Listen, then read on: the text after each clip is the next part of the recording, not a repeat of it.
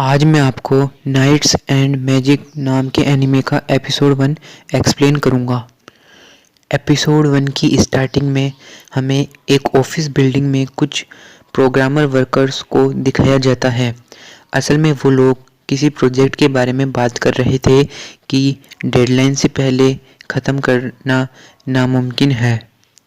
वहाँ बहुत टेंशन का माहौल हो गया था। तभी उनमें से एक स्किल्ड प्रोग्रामर जिसका नाम मिस्टर कुराटा था, वो इस प्रोजेक्ट को पूरा करने की जिम्मेदारी लेता है। मिस्टर कुराटा बहुत ही अच्छे प्रोग्रामर थे और वो एनिमे जायंट रोबोट्स पर काम करते थे। वो अपना काम करके जब घर जा रहे थे तब रोड क्रॉस करते दौरान उनका सडनली कार एक्सीडेंट हो जाता है। फिर अगले सीन में हमें उनका फ्यूनरल होते हुए दिखता है।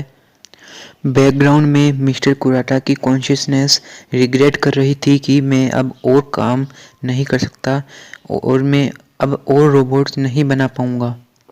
नेक्स्ट सीन में हमें एक कैरेज दिखाई जाती है जिसके अंदर एक बच्चा, उसकी माँ और उसके दादा थे।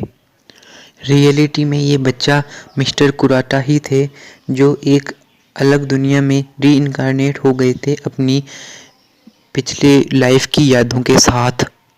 उसका नाम अब अर्नी था। उसके पिता एक नाइट रनर थे।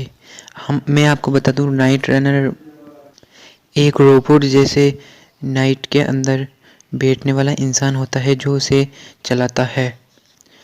उसके ग्रैंडफादर और मदर बात कर ही रहे थे कि सडनली मॉन्स्टर्स आ जाते हैं और कैरीज का एक्सीडेंट हो जाता है। वो फ्लाइज की तरह थे पर बहुत ही जाइंट थे। ग्रैंडफादर और मदर फाइट कर ही रहे थे तभी वहाँ पर एकदम से एक स्ट्रॉन्ग और बहुत ही बड़ा मॉन्स्टर आता है और कैरीज को तोड़ देता है। वो अर्नी को खाने ही वाला था तभी नाइट रनर्स आ जाते हैं और उसे बचाते हैं। नाइट रनर जाइंट रोबोट्स होते हैं जो मैजिक के मदद से चलते हैं और ये अर्नी के पिता ही थे और वे मॉन्स्टर्स को मार देते हैं। अर्नी नाइट रनर्स को देख के बहुत खुश हो जाता है और उसके मन में एक इच्छा होती है कि वो भी इसका यूज़ करना चाहता है। उसके पापा एक सिल्योट नाइट थे। उनको इन्फॉर्मेशन मिली थी कि रोड पर अटैक हो रहे हैं मॉन्स्टर्स के द्वारा। उसके पापा उसे बताते हैं कि अगर तुम नाइट रनर बनना चाहते हो तो तुम्हें मैजिक और स्वॉर्ड्समैनशिप अच्छे से आनी चाहिए। अर्नी ने उसी वक्त ठान लिया कि वो सबसे बेस्ट नाइट रनर बनेगा। ये टाइम 1268 का था और वो किंगडम ऑफ फ्रेमिविला के कैपिटल कंकुनेन के पास में एक एकेडमी थी, लाई ही अला, उसमें रहता था। उस एकेडमी के प्रिंसिपल उसके ग्रैंडफादर ही थे। उसकी जर्नी स्टार्ट हो जाती है। अर्नेस्टी के लिए ये ट्रेनिंग उसके लिए बाकी बच्चों जैसे मुश्किल नहीं थी। उसे ये सब एक प्रोग्राम की तरह ही लग रहा था जिसमें वो एक एक्सपर्ट था। ऐसे ही उसे प्रैक्टिस करते करते 3 साल बीत जाते हैं। नेक्स्ट सीन में हमें दिखाया जाता है कि 2 बच्चे छत पर चल रहे थे और उन्हें अपने पापा से मिलना था जो कि एक नोबल थे। लड़की का नाम एडी और लड़के का नाम अर्चिड था। एडी फिसल जाती है तभी अर्नी एडी को गिरने से बचा लेता है। एडी को अर्नी बहुत क्यूट लगता है पर यह अर्नी के फ्यूचर लाइफ लॉन्ग फ्रेंड्स के साथ उसकी फर्स्ट मीटिंग थी। वो अर्नी को मैजिक सिखाने के लिए पूछते हैं। अर्नी भी मान जाता है।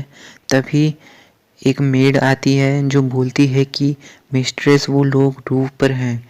तब वो कल मिलने को बोल कर के चले जाते हैं। अर्नी का होम टाउन का एक ही पर्पस था कि नाइट रनर्स को ट्रेन करना और सिलहोट नाइट बनाना। यही अर्नी का भी सपना था तो वो एकेडमी ज्वाइन कर लेता है।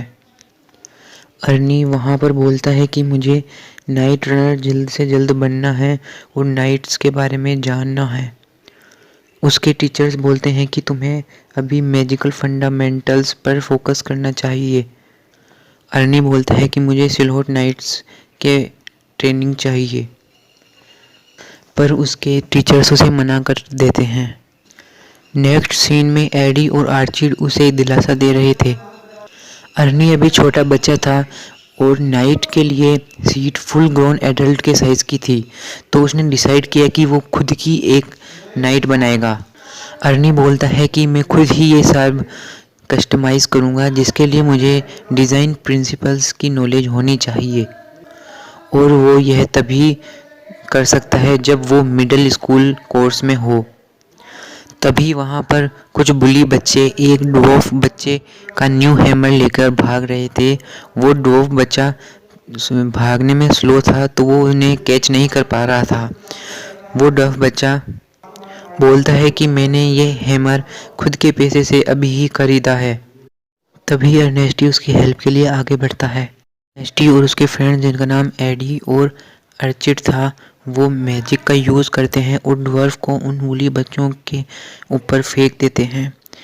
वो बच्चा फिर अपना हैमर ले लेता है और अर्नेस्टी को पूछता है कि तुम लोग कौन हो जो इतने हाई स्पेल को मास्टर कर लिए हो। नेक्स्ट सीन में हमें अर्नी और उसके दोनों दोस्त ड्वार्फ के घर पर दिखते हैं। वहाँ ड्वार्फ के फादर भी हाई टेम्परेचर पे काम कर रहे थे। वो हथौड़े से कुछ पीट रहे थे। अर्नी बोलता है कि ये मैजिक रोड्स यूज़ करने के लिए थोड़ी सी हार्ड हैं।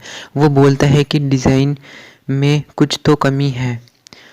अर्नी बोलता है कि नाइट रनर्स को बहुत सटीक मैजिक कंट्रोल की ज़रूरत होती है और रोड की थोड़ी सी शेप बदलने से हम ये फुलफ़िल कर सकते हैं। फिर वो बोर्ड पर चॉक से एक प्रोटोटाइप ड्रॉ करता है। अचानक से ड्वार्फ के फादर बोलते हैं कि तुम्हें ये बहुत ही वियर्ड आइडिया आया है बच्चे, जो मुझे बहुत पसंद आया। अर्नी बोलता है कि अगर आप मेरे लिए एक बनाओगे तो मैं आपको दिखाऊंगा कि ये क्या क्या कर सकती है। वो भी उसके कहे अनुसार बना देता है। नेक्स्ट सीन में हमें एकेडमी में अर्नी के क्लास का टेस्ट दिखाया जाता है। एक लड़की फायर बॉल से टारगेट पर हिट करती है और टीचर्स उसको अच्छा स्टूडेंट मानते हैं। तभी अर्नी सर से बोलता है कि अगर मेरे करंट रिजल्ट कोर्स से बढ़कर हुए तो क्या आप मुझ में मैजिक फंडामेंटल्स को स्किप करके मिडिल स्कूल में जा सकता हूँ। टीचर्स को उस पर डाउट था कि वो ऐसा नहीं कर सकता। अर्नी बोलता है कि मुझे मौका तो दो। टीचर बोलता है कि हेडमास्टर के ग्रैंडसन होने का तुम्हें कोई स्पेशल ट्रीटमेंट नहीं दिया जाएगा। अर्नी बोलता है कि मुझे कोई स्पेशल ट्रीटमेंट नहीं चाहिए, मैं चाहता हूँ कि आप मेरी एबिलिटी के हिसाब से डिसीजन लें।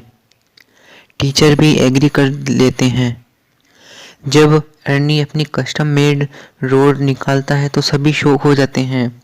फिर अर्नी बहुत सारी मैजिक बुलेट फॉर्म एक साथ करके सारे टारगेट्स को एक ही बार में अचीव कर लेता है और फिर एक हाई लेवल स्पेल बोलकर टारगेट्स का नामो निशान एक ही अटैक में मिटा देता है।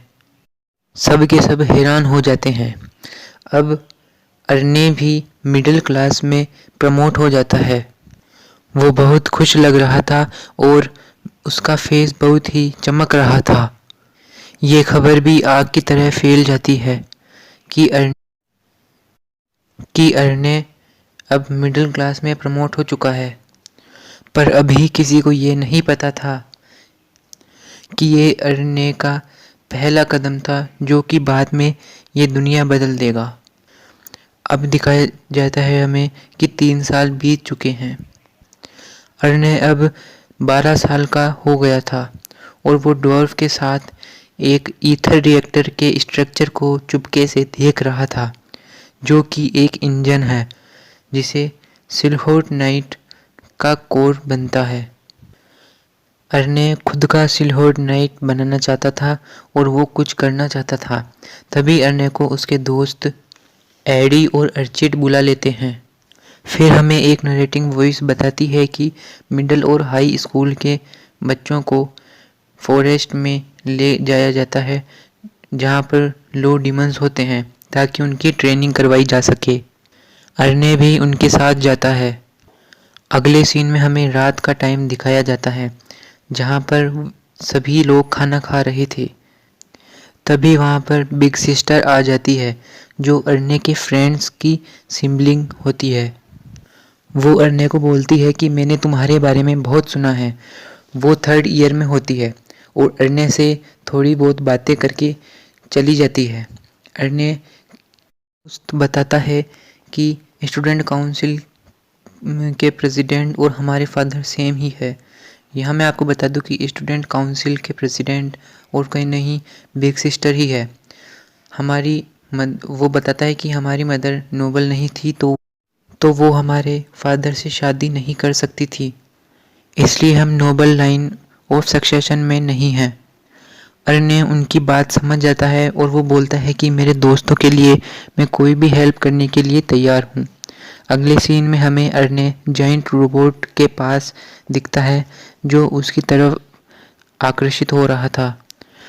तभी उस नाइट का मालिक आ जाता है और उसे बोलता है कि मैं 2 साल से इसके साथ हूँ और मैंने इसमें कुछ कस्टमाइजेशन भी किया है जिसका नाम एडगर था।